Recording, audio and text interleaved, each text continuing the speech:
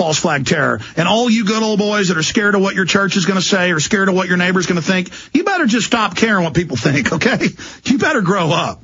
The first thing about being a man or being a woman and being a strong person is that when you're in the right and you know you're right, I don't care if I was on a stage with 10,000 people spitting at me and throwing tomatoes at me. I don't care. If I'm telling the truth, I don't care if they strip me butt naked and march me out and throw horse manure on me. I could care less because I know I'm right, and I don't care what those cowards and people who aren't in the arena think. I could literally care less. Grow up, folks. In your gut, you know it's false flag. You know it's all staged. I got the Democrats in the AP staging racism events to blame it on us. That's all these people do is frame us. We're the good people. They're the scum. Look at their fruits. Look at everything these controllers do. And then I hear Obama say, no longer are we worried about state-to-state nuclear war, country to country. We're worried about terror. And it's the number one threat facing the U.S. And they are the terrorists. So they're telling you, we are the terrorists. This is going to be our game plan. This is how we're going to reshuffle the world and relaunch our operation. And so they're preparing to stage nuke attacks and blame it on Iran. Just like they claimed Saddam had nukes and was going to nuke us. People won't believe it this time. They've got to have a nuke attack. So I'm telling you, they've got the card in the poker game, and they are just about to lay that card down. And we better say, hey, I'm not playing cards with you anymore.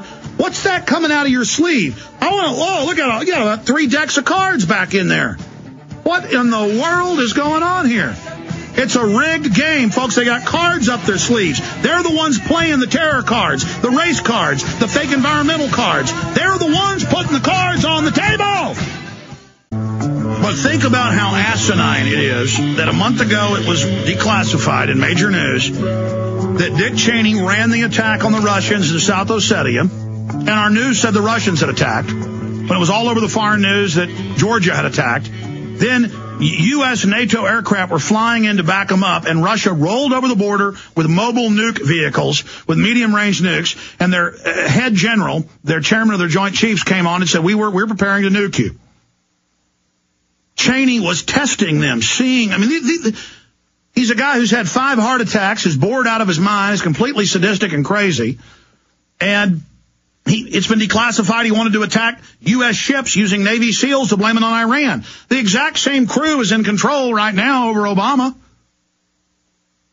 It's a big, sick joke. They've looted us with the banks. They've looted us with the insurance companies. And then he says, the greatest threat in the world is Al-Qaeda with nukes hitting the United States or other countries.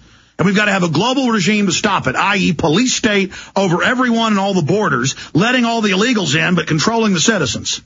This is a global regime. We've got to have a global regime for the environment. Another secret document from the White House, the London Guardian reporting on it. In fact, print me the London Guardian that's leaked, that is linked here in the article on the leak. Leaked U.S. document calls for global regime to tackle climate change. We have that other UN document about Green New World Order. Print me that one from a month ago. Then we have the Copenhagen document that said the same thing. A tyrannical world government, and environmentalism is their front. Again, it's another false flag. It isn't real. They pick carbon dioxide that all humans exhale, that's involved in all industry, all locomotion, everything. And they pick it so they can run every facet of your life. It's elementary. It's 2 + 2 = 4. It's not even 2 + 2 = 4. It's 1 + 1. I've got a 2-year-old, and I can say, what is 1 + 1? She goes, 2. That sweet little voice, and I almost cry every time I look at her, knowing the world she lives in. But the public goes, I can't do 2 + 2. I can't do 1 + 1. I can't do anything. I just don't want to believe that, Alex. I just can't believe it. I just can't believe they're going to take our pension funds. I just can't believe it. I just can't believe it. I did see it on the news, but I just can't believe it. You better believe every stinking bit of it. They think you're a bunch of gullible morons. You know how risky it is for the black Congressional Congress? caucus in Congress to go stage an event and claim they were called the N-word on video when they weren't, and claim they were spit on when they weren't. You know how risky it is for the Democratic Party to attack their own offices in Denver? That's Denver Post. You know how risky it is for them to have their people planted with N-word signs at tea parties? They don't care if they get caught. This is a group of revolutionary criminals that are going to do whatever they want. They're a bunch of low-down, stinking snakes, scum, filth. And the Republican Party, Newt Gingrich, who supports value-added taxes and global greenhouse gas taxes and is one of the PNAC masterminds of 9/11, running around talking about how he's fighting Obama when Obama was put in power by his handlers, and he knows full well it's all a bunch of theater. Now, that's a little harder for people to get. That's more like 5 + 5 = 10. But when Watson comes on, we're going to get into all of this. Foes of Tea Party movement to infiltrate rallies. Tea Party agent provocateur outed. We outed him. Proud of our sites. Now in the AP. No credit, of course, given to us. I could care less. And a lot more. But bottom line, they are infiltrating patriots to make us look racist, to make us look like terrorists. They are provocateuring.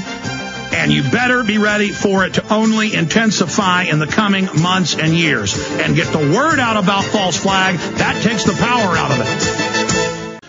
Economist, doctor of history, Webster Griffin Tarpley joins us for this segment and part of the next. And then I'm going to continue into the news, and then Watson's joining us. But I wanted to get him on about the Kaczynski twins and this mysterious downing Saturday of much of the Polish government's leadership.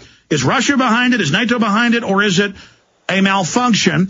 We talked to Colonel Schaefer yesterday. He said it looks like dirty work by somebody, and he suspects Russia. The twins had made Russia mad, moving missiles in and things. But also last week, the president said that he was going, and this is also in the New York Times, that he was going to devalue their currency against the euro and start pulling out of the euro. If that happened, the euro would be dead. George Soros said that last week, and boom, the president and much of the leadership dies. Webster Tarpley, what's your take on this?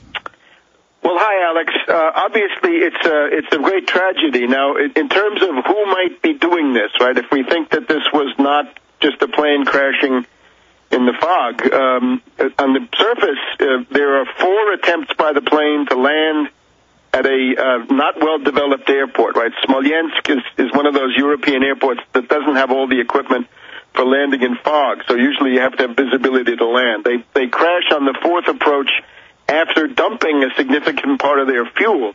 And when the Russians were telling them, don't land here, go to Minsk or go to Moscow and then take some kind of ground transportation. But that, of course, would have made them miss this ceremony at the Katyn Forest and the commemoration of the 20,000 Polish officers massacred by Stalin.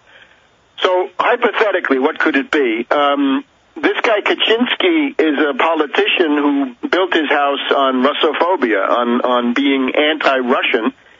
He was also anti-German. He picked all kinds of fights with Germany. He was always willing to pull out the tragic past of Poland vis-a-vis Russia, vis-a-vis Germany, when he got into negotiations. And the thing that puts him in a better light is that he was also against the Lisbon Treaty. He was one of the last heads of state in Europe to sign this oppressive and oligarchical Lisbon Treaty that went into force last year. And as far as I know, Poland has not joined the euro. They still have their own currency. No, I know, but by dropping it, they say that would affect the eurozone because it was pegged to the euro. Yes, well, obviously when countries get into difficulty, it's very traditional and very standard to devalue the currency. In other words, if you have some kind of a debt crisis, you can devalue your currency. Most people would say if Greece, for example, were not part of the euro, they would simply devalue the drachma, which doesn't exist anymore, and that would be a way out for them. Devaluing the currency, though, means that the standard of living of the people goes down because they get paid in zloty, and that means they can buy much less. It might mean that exports would be boosted, but the cost of living for the average person goes up. So let's not make anybody a hero about devaluing the zloty. I don't see... Well, I wasn't making him a hero. That's what they said that he was at odds with Europe about. Yeah, sure. So there are two possibilities. One is with Russia. He, of course, has given the Russians a hard time for many, many years. On the other hand, what is gained by making him into a martyr, especially at the point where he's going to be leaving office in the autumn? In other words, his term is basically going to come to an end, and there's going to be a new election. So that the West could have done that to get support for another Kaczynskiite to be put into power. It's possible, but again, he's on his way out, and the next guy is Komarovsky from the Russian point of view. Stay there. Let's finish up.